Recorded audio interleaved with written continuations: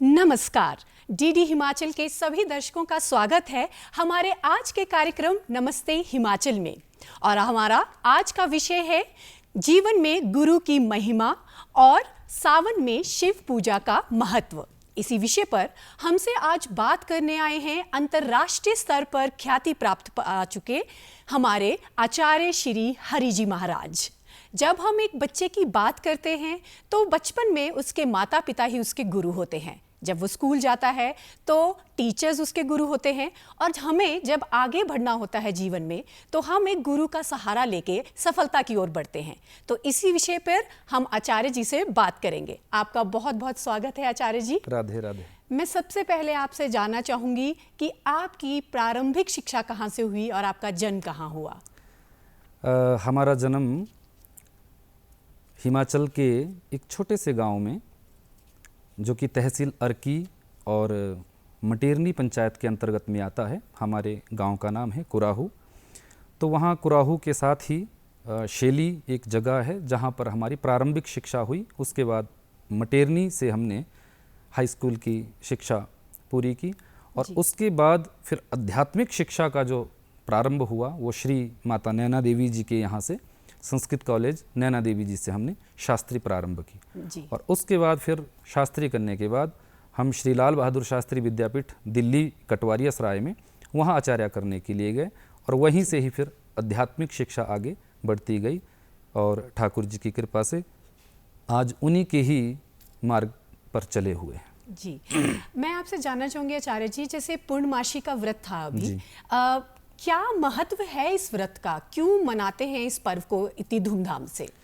अभी जो कल ही जो पूर्णमासी थी जी, उसको व्यास पूर्णिमा या गुरु पूर्णिमा के नाम से जाना जाता है जी। जबकि वर्ष भर में प्रत्येक मास में पूर्णमासी आती है, क्योंकि अमावस्या और पूर्णमासी जो कृष्ण पक्ष है उसमें प्रतिपदा से अमावस्या तक जाता है, और जो शुक्ल पक्ष है उसमें प्रतिपदा से पूर्णमासी तक जाता है। तो पूर्णमासी में जो भी कोई व्रत करता है ये पूर्णातिथि है। पंचमी, दशमी और पुण्य यानी पूर्णमासी, ये पूर्णातिथियाँ हैं। इनमें नारायण जी की प्रसन्नता के लिए हम व्रत रखते हैं। जो भी सनातनी है, जो भी सनातन को मानने वाले हैं, वो सब पूर्णमासी का व्रत रखते हैं। और निश्चित तौर पर नारायण भगवान की प्रसन्नता उस व्रत को रखने से होती है। जीवन में कोई भी संकल्प हो, उस संकल्प की पूर्णता के लिए भी इस व्रत को किया जाता है। और आध्यात्मिक यात्रा और पारलौकिक यात्रा यानी मरणोपरांत भी जब जीव इस धरा को छोड़कर जाता है तो भी जो पूर्णमासी का व्रत लेते हैं निश्चित तौर पर वो नारायण के धाम को जाते हैं, ऐसा शास्त्रीय मत है। जी, मैं आचार्य जी जानना चाहूँगी, अक्सर देखा गया है कि लोग इस चीज़ में बहुत ज़्यादा कंफ्यूज होते हैं कि पूर्णमासी और अमावस्या, तो आप हमें प्लीज़ बताइए कि इन दोनों में क्या अंतर है? अंतर मैंने अभी आपको बताया जी, कि कृष्ण पक्ष और शुक्ल पक्ष यही अंतर है। कृष्ण पक्ष में प्रतिपदा से जब हम तिथियां प्रारंभ होती है तो वो अमावस्या को माना गया है, और जब हम शुक्ल पक्ष में आएंगे तो प्रतिपदा से पूर्णमासी में उसको बोला जाता है। तो ये कृष्ण और शुक्ल यानी 15 दिन कृष्ण पक्ष के रहते हैं और 15 ही दिन शुक्ल पक्ष के रहते हैं। जी। जो अमावस्या है उसमें पितृकर्म की विशेषता बताई गई है। पितरों को प्रसन्न करने के लिए अमावस्या में अपने हम पितरों को प्रसन्न कर सकते हैं पिंडदान तर्पण आदि से, और देवताओं की प्रसन्नता के लिए प्रतिपदा से पूर्णमासी तक यानी पूर्णमासी में जितने भी कार्य होते हैं उनको देवताओं को प्रसन्न किया जाता है। जी, आचार्य जी, जब हम गुरु की बात करते हैं तो गुरु एक हमारे लिए पूजनीय है। वो हमारा मार्गदर्शन करते हैं, हमें ज्ञान की ओर ले जाते हैं, अंधकार से बाहर निकालते हैं। तो आप हमें बताएं कि गुरु का क्या महत्व है? गुरु का महत्व तो जीवन में बहुत है जी, और गुरु की महिमा कोई नहीं लिख सकता, क्योंकि एक बड़ा सुंदर भाव है जी कि सब धरती कागद करूं, लेखनी सब बन राय, सात समुद्र की मसी करूं, गुरु गुण वर्णी न जाए। यानी सब धरती कागज करो, पूरी धरती को यदि कागज बना लिया जाए, और लेखनी सब बन राय, ये जितने भी वन विट्प हमें दिख रहे हैं उन समस्त वन विट्पों की यदि लेखनी बना ली जाए और 7 समुद्र की मसी करूं, यानी 7 समुद्रों की यदि स्याही बना ली जाए, उसके बाद भी यदि कोई गुरु की महिमा को लिखने लगे या गुरु की महिमा गाने लगे तो वो भी असमर्थ हो जाएगा। तो गुरु तो वो है, अज्ञान तिमिरांधस्य ज्ञानांजन शलाकया चक्षुरुन्मीलितं येन तस्मै श्री गुरवे नमः। जो कोई भी शिष्य है, कोई भी भक्त है, कोई भी सनातनी है, उसके अंदर का जो अज्ञान है, उस अज्ञान को दूर करने के लिए गुरु हमारे जीवन में विशेष महत्व रखते हैं जी। क्योंकि बिना गुरु की शरणागति से हमारा जीवन ज्ञानमय नहीं हो सकता। हमारे जीवन का जो अंधकार है उसको कोई श्रेष्ठ गुरु ही हमारे जीवन से दूर करता है जी। और गुरु और शिष्य का एक अलौकिक सा, एक अनोखा सा संबंध होता है जी। उसके बारे में आप क्या कहेंगे? गुरु और शिष्य का तो संबंध ऐसा है जैसे पिता और पुत्र का संबंध होता है जी। जैसे संसार में अन्य जितने भी रिश्ते हैं उनमें स्वार्थ हो सकता है, लेकिन गुरु के रिश्ते में और माता पिता के रिश्ते में कभी स्वार्थ नहीं होता। कोई भी माता पिता संसार में अपनी संतान से हारना चाहते हैं, जीतना नहीं चाहते। जी। हमारा कोई सगा भाई भी होगा, सगी बहन भी होगी, या कोई भी हमारा क्लोज रिश्ता होगा, उसमें भी वो अपनी जिंदगी की दौड़ में हमसे जीतना चाहेंगे। लेकिन माता पिता का यही लक्ष्य होता है कि हमारे बच्चे, हमारी संतान हमसे भी आगे जाए। ठीक इसी प्रकार गुरु का भी शिष्य के प्रति यही भाव होता है कि मेरा शिष्य मुझसे भी आगे जाए, मुझसे भी अधिक ज्ञानवान बने। यही गुरु का महत्व है। और गुरु कैसे हमारे जीवन में ज्ञान का सागर भर देते हैं और कैसे अज्ञानता से हमें ज्ञान की ओर ले जाते हैं? गुरु तो शब्द ही ऐसा है कि गु शब्द अंधकार है, रू शब्द प्रकाश है। जी। जो हमें अंधकार से प्रकाश की ओर ले जाए वो गुरु है। जी। और गुरु तो जीवन में बहुत हमारे होते हैं, क्योंकि जीवन में जैसे आपने कहा कि प्रारंभिक गुरु हमारे माता पिता ही है, जो हमें प्रारंभिक शिक्षा देते हैं, हमें उठना बैठना सिखाते हैं, हमें चलना सिखाते हैं, हमें बोलना सिखाते हैं। उसके बाद जब हम शिक्षा ग्रहण करते हैं तो वो सब हमारे गुरुजन होते हैं। फिर उसमें जीवन में वो सब गुरु है, लेकिन उसके बाद जीवन का एक पड़ाव ऐसा होता है जहां हमें सद्गुरु मिलते हैं। जी।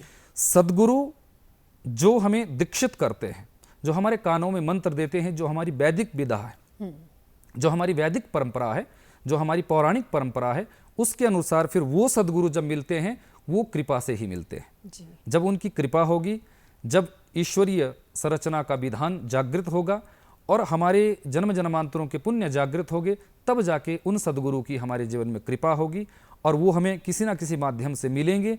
और उसके बाद जब वो फिर हमारे कानों में, जो हमारा वैदिक विधान है, जब हमारे कानों में गुरु मंत्र शक्ति देते हैं, मंत्र देते हैं, तो निश्चित तौर पर फिर शिष्य का उसमें कल्याण होता है। जी। और आचार्य जी, जैसे आप वृंदावन जाते हैं, बांके बिहारी के दर्शन करते हैं, लेकिन हमारे हिमाचल के लोग और कई ऐसे लोग हैं जो अक्सर नहीं जा पाते हैं। हो सकता है उनके पास इतना धन की सुविधा ना हो या उनकी सेहत ठीक ना हो, तो हिमाचल में रह के वो कैसे वृंदावन के दर्शन यहीं कर लें और बांके बिहारी के दर्शन यहाँ? आपने बहुत अच्छा प्रश्न किया है जी। और मैं आपकी जिज्ञासा को प्रणाम करता हूँ, क्योंकि शायद इस अवसर में बहुत से हमारे सनातनियों को एक अच्छा मार्ग मिलेगा और जो उनकी मन की कामना है वो शायद पूरी होगी। जी। ठाकुर जी की प्रेरणा से हिमाचल में अभी तक बांके बिहारी मंदिर नहीं था। जी। लेकिन अक्षय तृतीया 30 अप्रैल 2025 को ठाकुर जी की प्रेरणा से पट्टा बरावरी एक स्थान है जो कि कुनिहार के पास में है। शिमला से भी यदि हम जाएं तो लगभग 1 घंटे की दूरी है। वहाँ पट्टा बरावरी डिस्ट्रिक्ट सोलन में ही श्री बांके बिहारी जी का मंदिर निर्माण कार्य उनकी प्रेरणा से हुआ और आज भी हम वहीं से ही आ रहे हैं, क्योंकि गुरु पूर्णिमा का जो महोत्सव था वो कल ही वहाँ आयोजन रहा और बहुत सुंदर मेला वहाँ रहा। हजारों लोग वहाँ आए पूरे भारतवर्ष से, जो भी हमारे शिष्य थे और भक्त थे। तो वहाँ आप यदि कभी जाइएगा तो श्री बांके बिहारी जी का अद्भुत छटा, अद्भुत स्वरूप। वृंदावन तो वृंदावन है, उसकी तो कल्पना भी कोई नहीं कर सकता, लेकिन वृंदावन की ही प्रेरणा से, उन ठाकुर जी की ही प्रेरणा से हमारे हिमाचल में भी ये श्री बांके बिहारी मंदिर वहाँ बन चुका है, जिसमें कि खाटू श्याम का भी आप दर्शन कर सकते जी। हैं, मुदगलेश्वर महादेव जी का भी आप दर्शन कर सकते हैं और श्री बांके बिहारी जी का भी आप दर्शन कर सकते हैं। अरे क्या बात है जी। आचार्य जी, इस तरह से तो मुझे लगता है सभी लोग बांके बिहारी के इस तरह से दर्शन कर पाएंगे और हमारे दर्शक भी देख सकते हैं अपनी स्क्रीन पे और टीवी पे देखते हैं रहेंगे और देखते हैं। चलिए इस मंदिर की एक झलक, ताकि उन्हें भी आसानी हो आगे वहां जाने के लिए। जी बिल्कुल।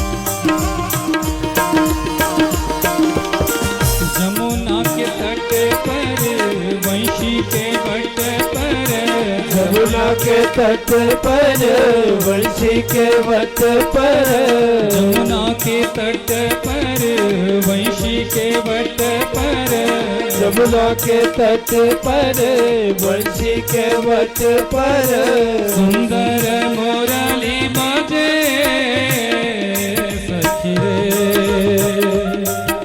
वृंदावन कुंजन में श्याम वंशी बजाते हैं। ओ सखी रे,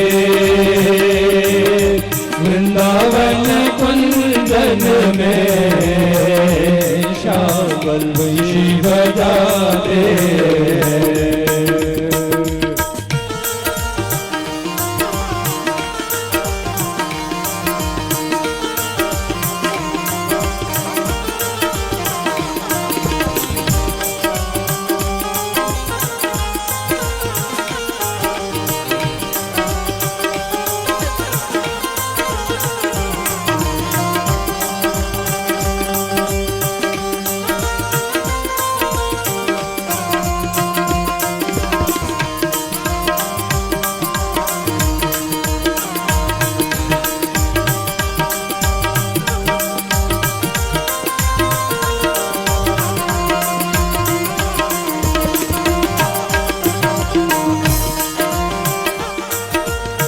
पैरों में पायलिया, होठों पे बसुरिया, पैरों के पायलिया, होठों पे बांसुरिया, पैरों में पायलिया, होठों पे मुरलिया, पैरों की पायलिया, होठों पे बांसुरिया, सुंदर तान सजे सखी रे,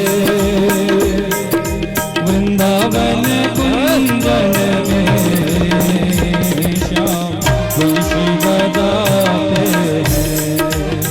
ओ सखी रे, वृंदावन कुंजन में श्याम वंशी बजाते हैं। ओ सखी रे,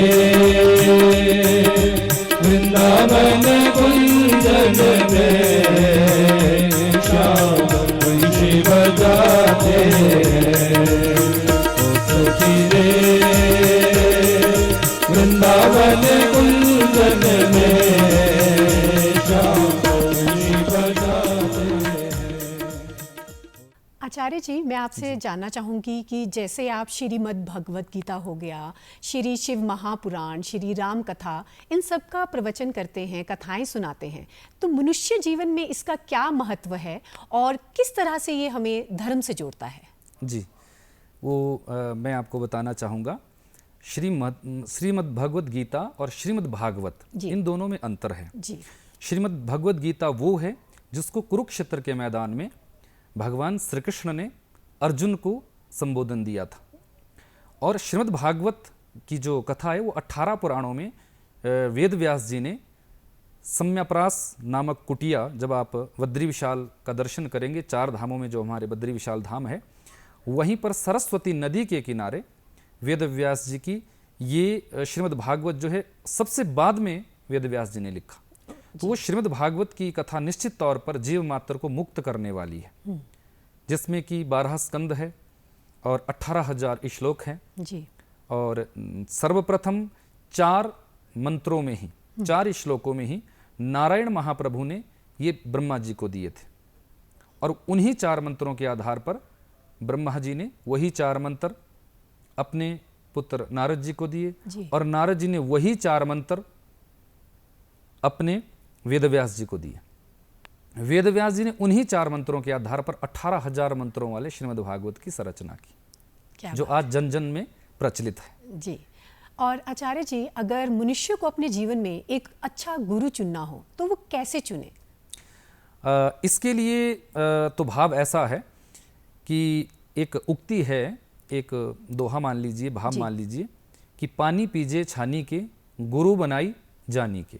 यानी पानी को हमें देखकर उसका सेवन करना चाहिए, निहार कर, कि उसमें कोई कहीं से कोई कूड़ा तो नहीं गिरा है, कहीं से कुछ उसमें गंदगी तो नहीं है, तो देखकर ही पानी को हमें पीना चाहिए।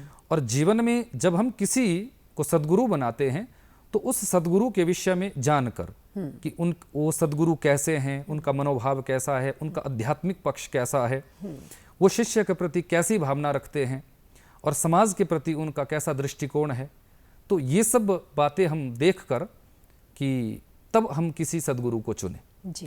क्योंकि जीवन में सद्गुरु बार बार नहीं बनाए जाते। गुरु तो हमारे जीवन में बहुत से बन जाएंगे, क्योंकि मैंने आपसे पहले भी कहा कि जिससे हमने रोटी बनाना सीखा वो भी गुरु है, जिससे हमने गाड़ी ड्राइव करना सीखा वो भी हमारे गुरु है। प्रारंभिक शिक्षा में जितने भी हमारे गुरु आए वो सब हमारे गुरु हैं, लेकिन सद्गुरु जीवन में एक ही होते हैं। इसलिए सद्गुरु को बनाने के लिए आज लोग भेड़ चाल में चल पड़ते हैं, भीड़ देखते हैं या बहुत बड़ा किसी का वो देखते हैं तो लोग उसी भेड़ चाल में चले जाते हैं, लेकिन ये नहीं देखते कि क्या जिनको हम सद्गुरु बना रहे हैं ये सनातन से जुड़े हुए हैं, क्या वैदिक परंपरा इनके अंदर है, क्या ये पुराणों की संस्कृति के अनुसार कार्य कर रहे हैं। तो मुझे लगता है कि आज ये बहुत जरूरी हो चुका है कि जिसको भी हम सद्गुरु बनाएं पहले इन बातों का निरीक्षण जरूर करें। जी बिल्कुल। और आचार्य जी, हमने आपके कई भजन सुने हैं, तो अगर आप अपनी मधुर वाणी से एक भजन हमें सुना दें, गुरु की स्तुति कर दें, तो हमारे दर्शक भी इसका आनंद उठा पाएंगे। जी। कृष्णम वंदे जगत गुरु, हमारा ऐसा मानना है, क्योंकि गुरुओं के गुरु है हमारे ठाकुर जी श्री बांके बिहारी जी। तो मैं चाहूँगा कि मैं बांके बिहारी जी का ही भाव आपको थोड़ा सा सुनाऊं। एक हमारा स्वरचित भजन है। श्रीधाम वृंदावन में यदि आप जाइएगा तो वहाँ निधिवन आता है, जहाँ नित्य ठाकुर जी गोपियों के साथ और श्री राधा रानी जी के साथ महारास करते हैं। आज भी ये परंपरा है, आज भी ठाकुर जी वहाँ रास करते हैं। तो वहीं निधिवन में बैठकर इस भजन को हमने लिखा था। श्रीमद् भागवत का एक मंत्र है जिसमें मेरी ठाकुर जी की सुंदरता का वर्णन है, और उस सुंदरता के आधार पर ही हमने इस भजन को लिखा था, यानी भागवत जी की उसी मंत्र को आधार मानकर। पहले मैं आपको उस मंत्र को सुना दूं, उसके बाद फिर मैं आपको ये भजन सुनाता हूं, थोड़ा सा उसका बोल। बरहा पीड़म नटवर वपुः कर्णयोः कर्णिकारं विभ्रदवासः कनक कपिशं वैजयन्तीं च मालां रन्ध्रान् वेणोरधर सुधया पूरयन् गोपवृन्दैः वृन्दारण्यं स्वपदरमणं प्राविशद गीत कीर्तिः। इस मंत्र में मेरे ठाकुर जी की सुंदरता का वर्णन है। बरहा पीड़म नटवर वपु कर्णयोः कर्णिकारम। बरहा कहते हैं मोर पंख को, आपीड़म जिन्होंने अपने मुकुट में धारण कर रखा है। मेरे ठाकुर जी मोर पंख धारण करते हैं, ये सुंदरता का वर्णन है मेरे ठाकुर जी का। और बरहा पीड़म नटवर वपु, जो नटनागर है, कर्णयोः कर्णिकारम, यानी कर्णिकार का पुष्प एक है पर कान दो हैं, इसलिए मानो ठाकुर जी के दोनों कानों में एक ही कर्णिकार का पुष्प शोभायमान हो रहा हो। रंध्रान वेणु, यानी जब मेरे ठाकुर जी के अधरों पर वेणु जाती है और जैसे ही ठाकुर जी इस वेणु का आलाप देते हैं, वेणु ध्वनि करते हैं, तो जितने भी ब्रजमंडल में गोप ग्वाल सखियां हैं, गोपियां हैं, वो सब ठाकुर जी के चारों ओर खड़े होकर ठाकुर जी की सुंदरता का दर्शन करते हैं। तो इसी भाव पर मैंने ये भजन लिखा है। जी तो मैं थोड़ा सा उसको आपको सुनाऊंगा। जी बिल्कुल। मेरे बांके बिहारी मोहन तेरा रूप निराला प्यारे, मेरे बांके बिहारी मोहन तेरा रूप निराला प्यारे, तेरा रूप निराला प्यारे, तेरा रूप निराला प्यारे, तेरा रूप निराला प्यारे, तेरा रूप निराला प्यारे, मेरे बांके बिहारी मोहन तेरा रूप निराला प्यारे, वृंदावन धाम में तेरा ही बसेरा रे, रमण रेति में कण कण तेरा रे, वृंदावन धाम में तेरा ही बसेरा रे, रमण रेति में कण कण तेरा रे, अब दर्शन दे दो प्यारे, तेरा रूप निराला प्यारे, मेरे बांके बिहारी मोहन तेरा रूप निराला प्यारे। ऐसे इसके बोल हैं। जी बहुत सुंदर और बहुत अद्भुत भजन सुनाया जी, आपने। राधे गुरुजी मैं ये जानना चाहूँगी कि गुरु के बिना मनुष्य जीवन क्या बिल्कुल अधूरा है? बिल्कुल आपने ठीक प्रश्न किया है। गुरु के बिना मनुष्य जीवन इसलिए अधूरा है, जैसे एक बच्चा एग्जाम में बैठता है पेपर देने के लिए बैठता है, और जो एग्जामिनर ने प्रश्न दिए हैं वो 100 में से 100 अंक का करता है, जी प्रत्येक प्रश्न का सही उत्तर वो लिख देता है, लेकिन अपनी आंसर शीट पर रोल नंबर लिखना वो भूल जाता है। जी तो आप बताइए वो बच्चा पास होगा या फेल होगा? फेल ही हो जाएगा। फेल ही हो जाएगा। जी ठीक इसी प्रकार जब हम अपने जीवन में बिना दीक्षा से है तो हमारा कोई रजिस्ट्रेशन नहीं है, हमारा कोई रजिस्ट्रेशन नहीं है, क्योंकि हम बिना गुरु से हैं तो किसी संप्रदाय से हम जुड़े नहीं, बिल्कुल। किसी सदगुरु से हम जुड़े नहीं, किसी परंपरा और मर्यादा से हम जुड़े नहीं। तो जिस प्रकार वो बच्चा 100 में से 100 अंक का प्रश्न पत्र हल कर देता है, लेकिन उसके बाद भी उसको फेल कर दिया जाएगा, ठीक इसी प्रकार जब इस संसार से जीवात्मा जाती है, एक क्षण में चींटी भी मर रही है, मच्छर भी मर रहा है, पशु भी मर रहा है, पक्षी भी मर रहे हैं, इंसान भी मर रहे हैं, तो पहचान क्या है?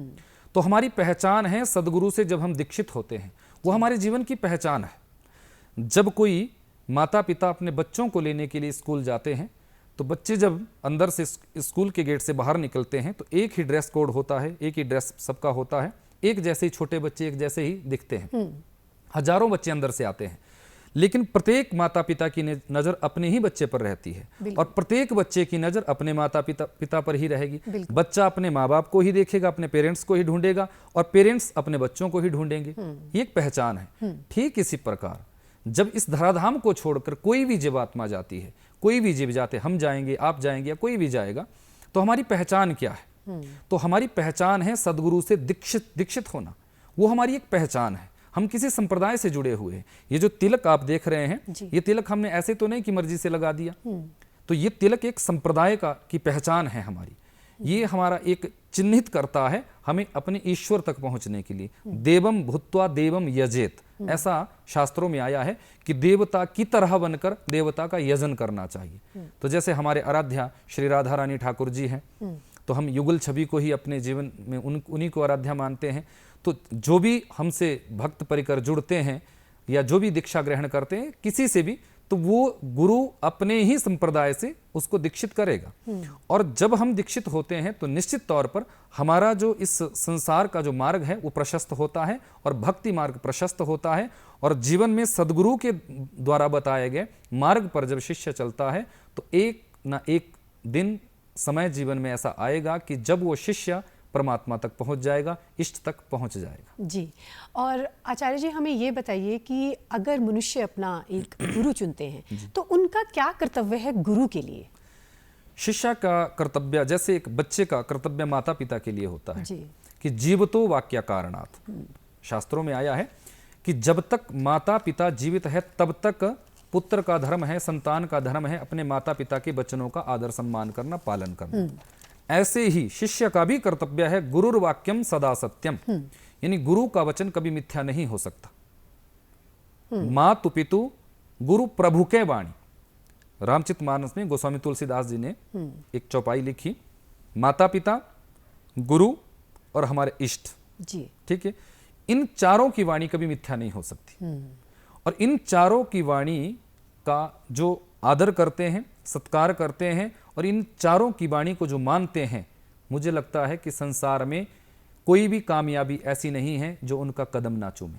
जी। सफलता कभी उनसे दूर रह ही नहीं सकती जो इन चारों के वचनों को अपने जीवन में धारण करते हैं। कौन कौन? माता पिता, गुरु और हमारे इष्ट ईश्वर।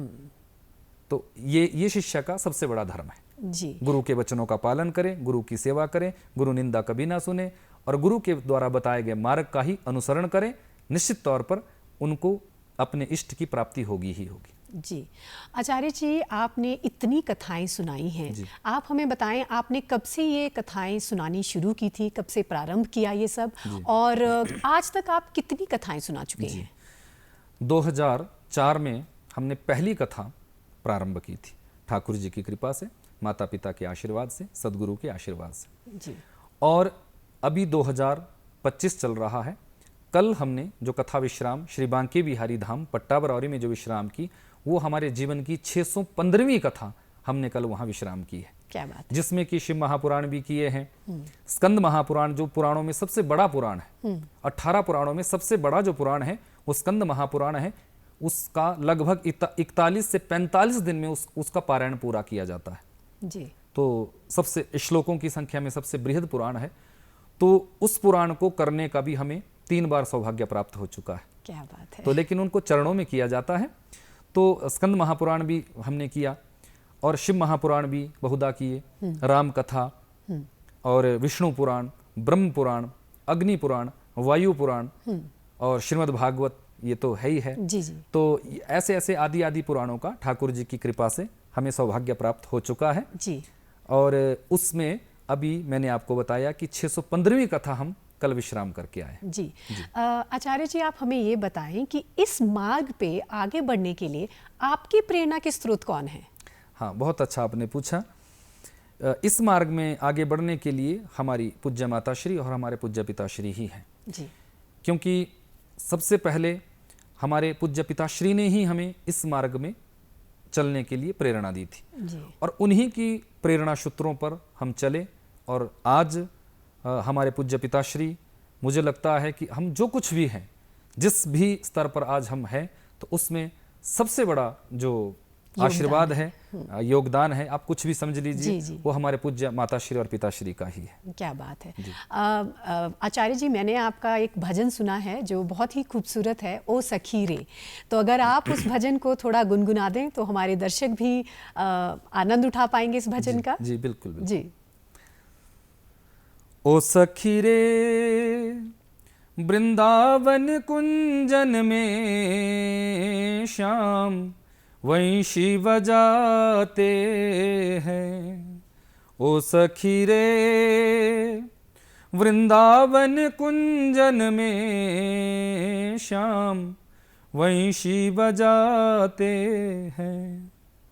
ये जो भजन है जी, ये बड़ा सुंदर भाव है, और अभी बहुत जल्दी ही मैं इसको स्टूडियो से निकालने जा रहा हूँ। तो ठाकुर जी की प्रेरणा नहीं, तो अभी तो मैंने वैसे इसको गाया है लाइव कथाओं में, लेकिन इसको स्टूडियो से हम निकालना चाह रहे हैं, और जैसे ठाकुर जी की प्रेरणा होगी फिर आप इस भजन को जरूर सुनिएगा। जिस तरह से आपने ये मधुर भजन हमें सुनाया, हम चाहेंगे कि हम अपने दर्शकों को भी इस भजन को सुनाएं। चलिए तो देखते हैं इस भजन की थोड़ी सी झलक। जी जी जी। ओ सखी रे वृंदावन कुंजन में श्याम वहीं बजाते हैं। ओ सखी रे वृंदावन कुंजन में श्याम वहीं बजाते हैं। ओ सखी रे वृंदावन कुंजन में श्यामल वहीं बजाते हैं।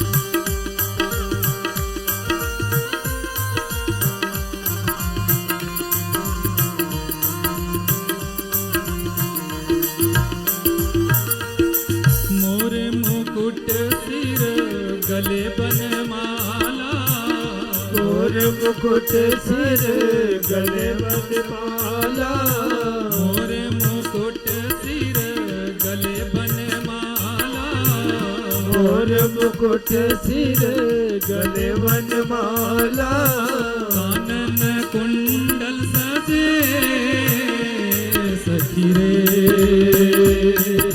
वृंदावन कुंदन में श्याम वंशी बजाते हैं ओ सखी रे वृंदावन कुंदन में श्यामल वंशी बजाते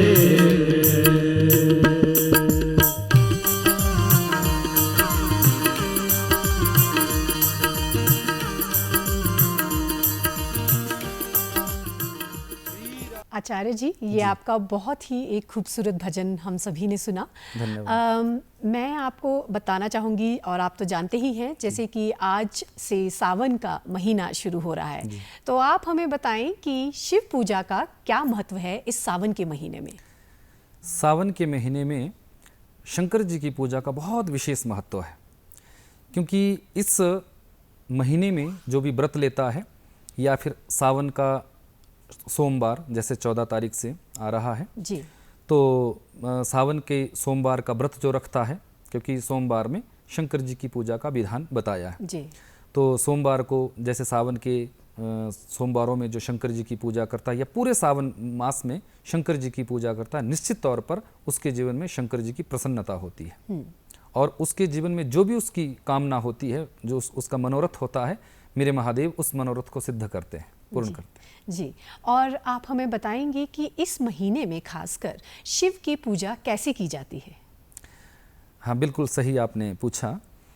शंकर जी की पूजा के वैसे तो बहुत से विधान हैं जी, लेकिन सामान्य भाव से यदि मैं कहूँ तो यदि सावन मास में शंकर जी की पूजा जल से प्रारंभ करके उनको जल का एक लोटा समर्पित कर दिया जाए जी, और उसके बाद भांग, धतूरा, बिल्वपत्र, आक के पुष्प और शमी पत्र और शंकर जी को बिल्वपत्र, चंदन आदि ऐसे पूजन करने से महादेव जी की प्रसन्नता हो जाती है, क्योंकि पंचोपचार, षोडशोपचार, राजोपचार पूजा का विधान बताया है। तो उतने विधान में तो सामान्य वर्ग के लोग नहीं जा सकते, जी, बिल्कुल। वो तो जैसे किसी आचार्य ब्राह्मण के सानिध्य में ही आप उसको कर सकते हैं। लेकिन हम नित्य भाव में यदि शंकर जी को देखें तो शिव महापुराण में बहुत सी चीजें हैं, जैसे अक्षत जिसको हम चावल कहते हैं, लेकिन लोगों को अक्षत और चावल में अंतर पता नहीं है। तो जब भी हम शंकर जी की पूजा करें निष्ठा से करें, तो जैसे चावल वो होते हैं जो बाजार से हम खरीद कर लाते हैं, बिल्कुल, पर अक्षत वो होते हैं जब बाजार से लाए गए चावलों से अटूट दाना हम बीन कर अलग कर देते हैं। तो शंकर जी की पूजा में चावल नहीं चढ़ाए जाते, शंकर जी की पूजा में अक्षत चढ़ाए जाते हैं। जी, तो जब वो अटूट दाना शिव को यदि कोई 11 दाने, 21 दाने या 108 दाने नमः शिवाय कहकर भी यदि कोई समर्पित करता है तो शंकर जी प्रसन्न होते हैं। जितने भी धान्य है वो शंकर जी पर चढ़ते हैं, यव भी चढ़ते हैं, मूंग भी चढ़ती है शंकर जी पर, ये धान्य से भी शंकर जी की पूजा होती है। ये तो बहुत बड़ा विधान मैं बता रहा हूँ, लेकिन सामान्य रूप से शिव महापुराण में आया है कि जलधारा शिवप्रिया, जल की एक धार भी यदि कोई सच्चे मन से शंकर जी को समर्पित कर दे तो मेरे विश्वनाथ उसी में ही प्रसन्न हो जाते हैं। जी, क्या बात है। और आचार्य जी, हम जानते हैं कि हमारे यहाँ 12 ज्योतिर्लिंग हैं, तो सबसे पहला ज्योतिर्लिंग इस धरती पर कैसे आया और कौन सा है ये पहला ज्योतिर्लिंग? हाँ, ठीक है, ये आपका प्रश्न बहुत अच्छा है। अब जब सृष्टि का आदिकाल था तो मेरे महादेव जी ने सबसे पहले, क्योंकि नादो वही ब्रह्म ऐसा शिव महापुराण में आया है, नाद से ही मेरे शंकर जी उत्पन्न हुए, यानी जो उन्होंने लीला रची है वो नाद से ही प्रकटीकरण उनका बताया है। नाद ही उनका गोत्र है, नाद ही उनका भाव है। तो उन्होंने सबसे पहले अपने साथ आनंद के लिए और सृष्टि के निर्माण के लिए शिवा को उत्पन्न किया। तो जब शिवा को उन्होंने उत्पन्न कर दिया, शिवा मतलब वही पराम्बा जगदम्बा माँ पार्वती, वो बाद के रूप है, पहले शिवा रूप में वो आए। तो शिवा को उत्पन्न किया, उसके बाद उनकी प्रसन्नता के लिए उन्होंने आनंद वन को बनाया। जिस आनंद वन, ये शास्त्रीय पौराणिक नाम मैं बता रहा हूं आपको, आनंद वन, वर्तमान में जिस आनंद वन को हम काशी के नाम से जानते हैं, जिसको हम बनारस के नाम से जानते हैं, कोई बनारस कह देता है, कोई काशी कह देता है, वो शंकर जी की नगरी है। अब देखिए, जब सृष्टि के आदि क्रम में नारायण जी को उत्पन्न किया मेरे देवादिदेव महादेव जी ने, तो नारायण जी की नाभि से कमल और कमल पर ब्रह्मा जी की सृष्टि हुई। जी बिल्कुल। तो ब्रह्मा और विष्णु दोनों में ही एक द्वंद्व छिड़ गया, इन दोनों में आपस में, कि ब्रह्मा जी कहने लगे, क्योंकि ब्रह्मा जी का जो स्वरूप था वो श्वेत केश थे, वृद्ध शरीर था, तो ब्रह्मा जी कहने लगे कि मैं बूढ़ा हूँ, मेरा बूढ़ा शरीर है, मैं पिता हूँ, और हे विष्णु आप तो, आपके केश काले हैं, घुंघराले हैं, आप युवा दिख रहे हैं, तो आप मेरे बेटे हुए, यानी बड़ा मैं हूँ, आप छोटे हुए। तो नारायण महाप्रभु ने कहा कि ऐसा नहीं है, हमारी नाभि से जो कमल प्रस्फुटित हुआ है उस कमल पर आपकी सृष्टि हुई है। तो इस भाव में जब दोनों आदि देवों में जब द्वंद्व छिड़ गया, झगड़ा हो गया, तब मेरे महादेव जी ने ब्रह्मा और विष्णु के इस द्वंद्व को मिटाने के लिए और सृष्टि का कल्याण करने के लिए, संसार में अपनी उस ज्योति का दर्शन कराने के लिए इन दोनों के बीच में एक दिव्य ज्योति को प्रकट किया और उन दोनों ब्रह्मा और विष्णु जी से कहा कि आप इस ज्योति का आदि और अंत ढूंढ कर आइए। तो फिर ब्रह्मा विष्णु उस आदि अंत को तो ढूंढ ही नहीं पाए, क्योंकि उस ज्योति का आदि और अनंत तो है ही नहीं जी। तो जो ज्योति सबसे पहले इस धरती पर आई, वो ही पहला ज्योतिर्लिंग इस धरा पर स्थापित हुआ जी। और वो ज्योति आनंदवन, यानी जो वर्तमान में काशी है जी। जो वर्तमान में बनारस है, वहीं पर महादेव जी ने इस ज्योति को सबसे पहले प्रकट किया था। तो सृष्टि का पहला ज्योतिर्लिंग काशी विश्वनाथ जी ही हैं, जिनको आज हम काशी विश्वनाथ जी के नाम से जानते हैं। जी आचार्य जी, हम आपसे शिव स्तुति, शिव पूजा के बारे में आगे बातचीत जारी रखेंगे। हम दर्शकों को दिखाना चाहेंगे कि जिस तरह से आपने इसकी स्तुति की है, पूजा की है, इसका एक छायांकन हमारे पास है राधा कृष्ण जी की भी, तो हम दर्शकों को ये जरूर दिखाना चाहेंगे। जी, जी, जी। मेरे बांके बिहारी मोहन, तेरा रूप निराला प्यारे। मेरे बांके बिहारी मोहन, तेरा रूप निराला प्यारे। तेरा रूप निराला प्यारे, तेरा रूप सलोना प्यारे। तेरा रूप निराला प्यारे, तेरा रूप सलोना प्यारे। तेरा रूप निराला प्यारे, तेरा रूप सलोना प्यारे। तेरा रूप निराला प्यारे, तेरा रूप सलोना प्यारे। मेरे बांके बिहारी मोहन, तेरा रूप निराला प्यारे। मेरे बांके बिहारी मोहन, तेरा रूप निराला प्यारे। हो कन्हैया।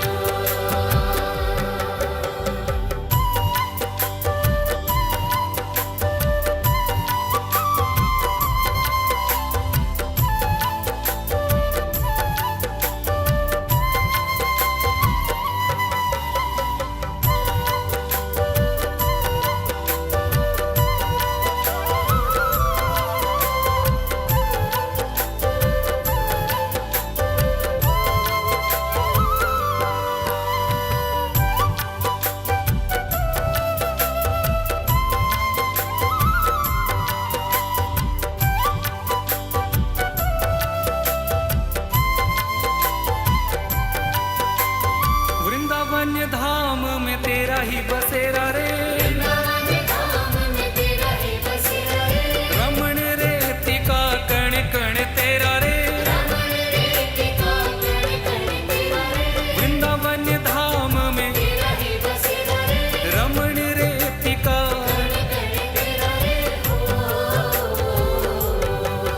दर्शन दो व्रज के दुलारे, रसिकों के प्राण पियारे।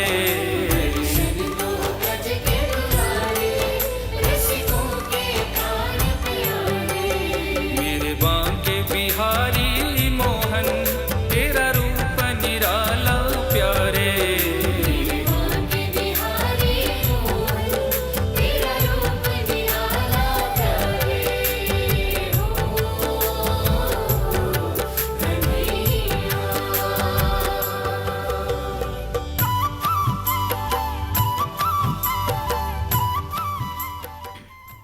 हमने बांके बिहारी जी के तो दर्शन कर लिए, अगर आप हमें शिव जी का भी एक भजन सुना दे तो हमारे दर्शक खूब आनंद उठा लेंगे। बिल्कुल ठीक कहा आपने। तो अभी आपने प्रश्न किया था कि शंकर जी की पूजा कैसे होती की है, जाती है। तो मैं उसी पर थोड़ा बड़ा प्रचलित भजन है जी उसको ही सुनाना चाहूँगा कि जिसने भी शंकर जी की पूजा इस संसार में की है उसको शिव की कृपा मिली ही मिली है। जी। तो बड़ा प्रचलित भाव है। शिव शंकर को जिसने पूजा उसका ही उद्धार हुआ। शिव शंकर को जिसने पूजा उसका ही उद्धार हुआ। अंत काल को भवसागर में उसका बेड़ा पार हुआ। भोले शंकर की पूजा करो, ध्यान चरणों में उनके धरो। हर हर महादेव शिव शंभो, हर हर महादेव शिव शंभो, हर हर महादेव शिव शंभो, हर हर महादेव शिव शंभो। नाम ऊंचा है जग में महादेव का, नाम ऊंचा है जग में महादेव का। वंदना इनकी करते हैं सब देवता, वंदना इनकी करते हैं सब देवता। इनकी पूजा से वरदान पाते हैं सब, इनकी पूजा से वरदान पाते हैं सब। इनकी शक्ति का दान पाते हैं सब, शक्ति का दान पाते हैं सब। नाग असुर प्राणी सब पर ही भोले का उपकार हुआ। नाग असुर प्राणी सब पर ही भोले का उपकार हुआ। अंत काल को भवसागर में उसका बेड़ा पार हुआ। भोले शंकर की पूजा करो, ध्यान चरणों में इनके धरो। हर हर महादेव शिव शंभो, हर हर महादेव शिव शंभो, हर हर महादेव शिव शंभो, हर हर महादेव शिव शंभो। बोलिए उमापति महादेव की जय, मुदगलेश्वर महादेव की जय। क्या बात है, आज तो आपने कार्यक्रम का हमारा माहौल ही बदल दिया है। राधे राधे। आचार्य जी, मैं आपसे जानना चाहूंगी कि जब हम शिव पूजा की बात करते हैं तो महादेव शिव शंकर शिव जी की उत्पत्ति कैसे हुई? जी, मैंने आपको बताया शिव महापुराण के अनुसार नादो वै ब्रह्म, नाद से ही वो ब्रह्म प्रकट हुए हैं, क्योंकि शिव ब्रह्म है जी, और वो आदि ब्रह्म है। तो नाद से ही उनका उत्पत्ति, क्योंकि नाद क्या है? ओम का उच्चारण। जी, जैसे ओम का उच्चारण होता है, ये नाद ही है, तो उसी नाद से उनका प्रकटीकरण बताया है। जी। आप हमें बताएं कि शिव जी पे जल ही क्यों चढ़ाया जाता है? हाँ, बिल्कुल ठीक आपने कहा। शंकर जी पर जल इसलिए चढ़ाया जाता है क्योंकि शिव महापुराण का सूत्र है कि जलधारा शिव प्रिय। सृष्टि के आदि में जब नारायण जी को उत्पन्न किया मेरे महादेव जी ने, तो उस समय उन्होंने तपस्या का ही उनको सूत्र दिया कि तप करो। तो नारायण महाप्रभु ने तप प्रारंभ किया और तप इतना उनका दिव्य था कि उनके संपूर्ण शरीर से जल राशि प्रकट हो गई। तो आपने नाम सुना होगा नारायण। जी, नार कहते हैं संस्कृत में जल के लिए, अयन कहते हैं निवास स्थान के लिए। मेरे नारायण महाप्रभु शेष शैया पर है और संपूर्ण शरीर से जल निकला है। संपूर्ण संसार में जल ही जल व्याप्त हो गया है, पूरे ब्रह्मांड में। तो नारायण ने उसमें वास किया, इसलिए उनका नाम नारायण कहा गया। अब शंकर जी ने देखा जब दोनों देवताओं में सत्य और असत्य का युद्ध प्रारंभ हुआ, ब्रह्मा जी असत्य पर चले और नारायण विष्णु सत्य पर चले, तो सत्य पर जब चले तो जीत तो सत्य की ही होती है, तो नारायण जी की ही जीत हुई। तब जाके मेरे महादेव जी ने कहा कि हे नारायण, तुम्हारे तप करने से, तुम्हारे शरीर से जो जल रूपी भाव प्रकट हुआ है, कोई भी संसार का भक्त इस जल को जब मेरे ऊपर समर्पित कर देगा, एक लोटा जल ही मेरे ऊपर समर्पित कर देगा, तो उसके जीवन की प्रत्येक समस्या का समाधान, प्रत्येक समस्या का हल मैं एक लोटे जल से ही कर दूंगा। तब शिव पुराण का सूत्र है जलधारा शिव प्रिय। जी आचार्य जी, हमारे जितने भी दर्शक आज आपको सुन रहे हैं, देख रहे हैं, आप उनके लिए क्या संदेश देना चाहेंगे? मैं उनके लिए यही संदेश देना चाहूँगा कि अभी जो हमारे सावन का मास आज से प्रारंभ हुआ है, तो उसमें आप खूब शंकर जी की पूजा करें, जी।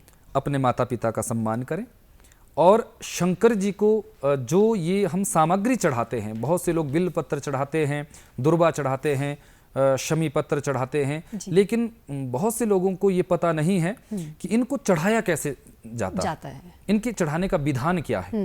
या फिर कईयों का प्रश्न ऐसा भी होता है कि ये उत्पन्न कहाँ से हुए, तो मैं उस पर थोड़ा सा प्रकाश डालना चाहूँगा।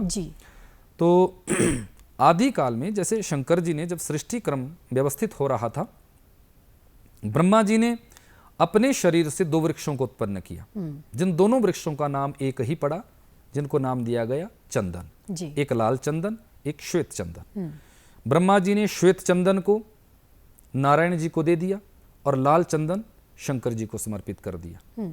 लाल चंदन जब हम शंकर जी पर चढ़ाते हैं तो शंकर जी प्रसन्न हो जाते हैं। शंकर जी पर सिंदूर नहीं चढ़ाया जाता, शंकर जी पर लाल चंदन चढ़ाना चाहिए। उसी से ही शंकर जी को भस्मी या लाल चंदन, या तो भस्मी से त्रिपुंड दे सकते हैं, या फिर लाल चंदन से हम शंकर जी को त्रिपुंड दे सकते हैं।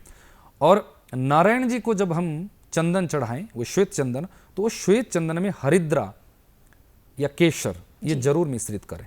केशर और हरिद्रा से मिश्रित किया हुआ चंदन नारायण जी को प्रसन्न करता है। अब बारी आती है आगे के पूजन की। तो ब्रह्मा जी ने निवेदन किया कि नारायण जी से तो जल उत्पन्न हो गया, जो जल सबको प्रिय है, जिस जल से हमारा जीवन है। किसी बच्चे का जन्म होता है तब भी जल का प्रयोग। जब संपूर्ण जीवन की यात्रा भोग कर हमारा ये शरीर जब समाप्त हो जाता है, शांत हो जाता है, मृतशैया पर हम पड़े होते, तब भी सांसारिक दृष्टि से संसार के लोग उसी जल रूपी नारायण से इस शरीर का प्रक्षालन करते हैं, शुद्धिकरण करते हैं, स्नान करते हैं। ठीक है जी। तो ये नारायण रूप जल हो गया। फिर अब ये जो आगे ब्रह्मा जी ने कहा कि मैंने ये 2 वृक्ष दे दिए और नारायण जी ने ये जल दे दिया, तो हम चाहते हैं कि आप भी पूजा के लिए कुछ व्यवस्था दो, कुछ सामग्री दो। तब जी आचार्य जी, आप आज हमारे इस कार्यक्रम में आए और हमारे दर्शकों को ज्ञान के सागर में ले गए, इसके लिए आज आपका बहुत बहुत धन्यवाद। राधे राधे। अब वक्त हो चला है आपसे विदा लेने का। आपसे अगले कार्यक्रम में फिर से मुलाकात होगी, तब तक के लिए धन्यवाद। बोले बांके बिहारी लाल की जय। और मैं ये चाहूँगा कि जो भी इस कार्यक्रम को देख रहे हैं, वो सभी दर्शक, शिष्य परिवार, भक्त परिवार, जो भी सनातनी है, वो सब शिव का पूजन करें और शंकर जी की पूजा करें। क्योंकि भजन तो हमारे प्रिय बहुत से हैं, लेकिन अब शिव पर चर्चा है तो मैं चाहूँगा कि मैं शंकर जी का ही भजन थोड़ा सा आपको गुनगुना दूँ। ध्यान रखेंगे शिव तेरा तू, शिव का ध्यान लगाए जा, बाकी शव शिव देखेंगे तू, शिव शिव शिव शिव गाए जा, बाकी सब शिव देखेंगे तू, शिव शिव शिव शिव गाए जा। ध्यान रखेंगे शिव तेरा तू, शिव का ध्यान लगाए जा, बाकी सब शिव देखेंगे तू। आप भी गुनगुनाइए। बाकी सब शिव देखेंगे तू, शिव शिव शिव शिव गाए जा, बाकी सब शिव देखेंगे तो शिव शिव शिव शिव गाए जा, बाकी सब शिव देखेंगे तो शिव शिव शिव शिव गाए जा। बोले उमापति महादेव की जय। हर हर महादेव शंभो। राधे राधे राधे।